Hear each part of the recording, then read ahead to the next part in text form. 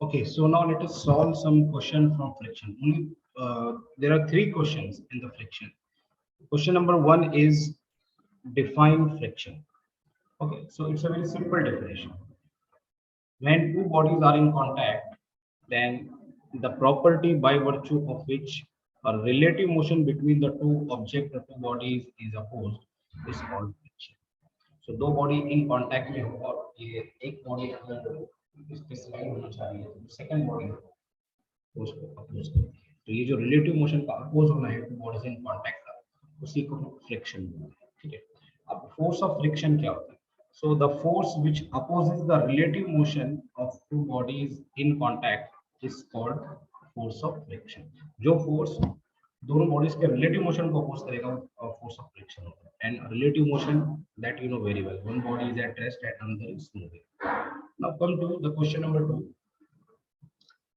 So the question number 2 is define static friction, kinetic friction, rolling friction. कौन सा greatest है और कौन सा लीस्ट है ये भी हमको बताना है। ठीक है, सो देखिए स्टैटिक फ्रिक्शन क्या होता है। तो वी नो वेरी वेल कि ये एक कांटेक्ट फोर्स है and when body is at rest, और अगर कोई बॉडी मूवमेंट करना चाह रही है तो जो फोर्स एक्टिवेट होता है वो स्टैटिक फ्रिक्शन का फोर्स होता है। तो get the definition, the contact frictional force which is acting between the surface in contact when the object is at rest is called force of static friction.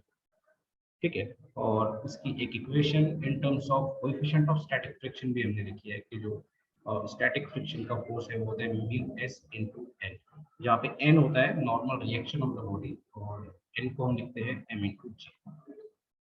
ठीक है, और ये स्टैटिक फ्रिक्शन का force it has some limiting value.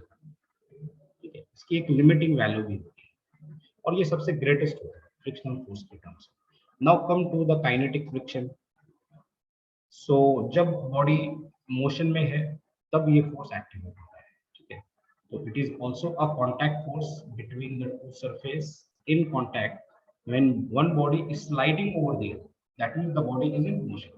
तो इस type का force जो होता है वो काइनेटिक फ्रिक्शन होता है, और इसको कैलकुलेट करने के लिए हमारे पास एक फॉर्मूला है, that is Fk is equals to mu k into n, where mu k is called coefficient of kinetic friction, n जो है वो normal rejection है। ठीक है, now come to the rolling friction. तो rolling friction it is also a contact force, ये भी एक contact force है। ठीक है, it is a contact force between two surfaces in contact when one body is rolling over there। देखिए role होना अलग होता है और स्लाइड होना अलग बात होती है। तो इस टाइप का जो फ्रिक्शनल फोर्स है that is called as rolling friction. तो एक यहाँ पे नोट लिखा है सबसे ज्यादा इंपॉर्टेंट, एग्जैक्टली जो मैं बोल रहा था कि जो काइनेटिक फ्रिक्शन है, सॉरी जो स्टैटिक फ्रिक्शन है, स्टैटिक फ्रिक्शन का फोर्स सबसे ग्रेटर होता है, स्टैटिक फ्रिक्शन सबसे ज्यादा होता है, it is greater than kinetic friction and then it is greater than rolling friction. Please remember this note. Now come to third question which is a numerical. So यहाँ पे हमको given है कि एक ब्लॉक है, देयर इज अ ब्लॉक और इसका जो मास है, the mass of the block is 40 kg। ठीक है, resting on the horizontal surface just begin to slide when a horizontal force of 120 Newton is applied। यानी ये जस्ट अबाउट टू मूव है, और अगर आपको याद है अगर कोई body just about to move है तो उस टाइम पर लगने वाला जो फोर्स होता है वो स्टैटिक फ्रिक्शन का फोर्स होता है। मान लो ये बॉडी है और हमने इस पे 120 न्यूटन फोर्स इस डायरेक्शन में लगाया, तो फिलहाल इस पर जो लगने वाला फोर्स है, यानी जो ये सरफेस के अलोंग जो फोर्स लगेगा ये है फोर्स ऑफ स्टैटिक फ्रिक्शन। क्योंकि अब थोड़ा भी हमने फोर्स की वैल्यू को अगर बढ़ाया तो ये बॉडी मूवमेंट करने लगेगी। ठीक है, इस डायरेक्शन में। सो देखिए ये 120 न्यूटन का फोर्स अप्लाई किया है, अब इससे थोड़ा भी ज्यादा अप्लाई किया तो बॉडी मूवमेंट करेगी। इसका मतलब ये जो फोर्स लग रहा है यहाँ पे ये force of static friction.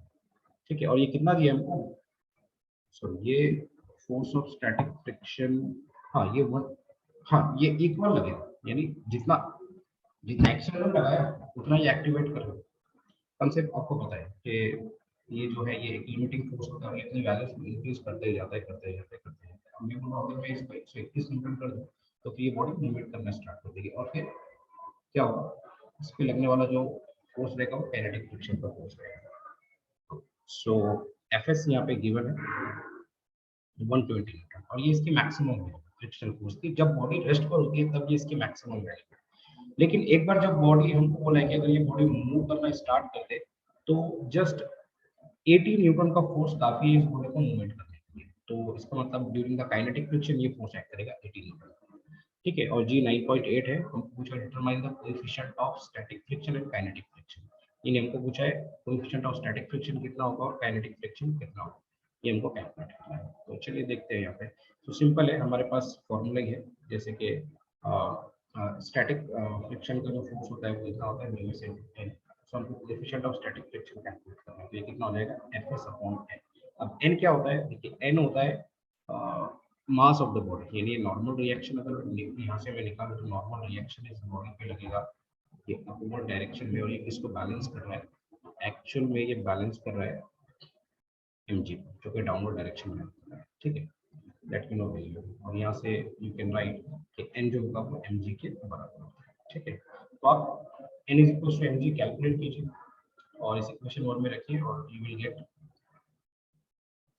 Metres. ठीक है, ठीक है, ये एफएस की वैल्यू 120 न्यूटन है, एन को आप कैलकुलेट करोगे m इनटू जी। ठीक है, m भी गिवन है यहाँ पे 40 kg मल्टीप्लाइड बाय 9.8 कितना आएगा 392, दोनों का ratio you will get 0.306 as a coefficient of static friction. And similarly यहाँ पे बिल्कुल सेम प्रोसीजर से फॉर्मूला भी बिल्कुल वैसे ही है, एफ के इज इक्वल टू म्यू के इनटू वेट। तो ऑलरेडी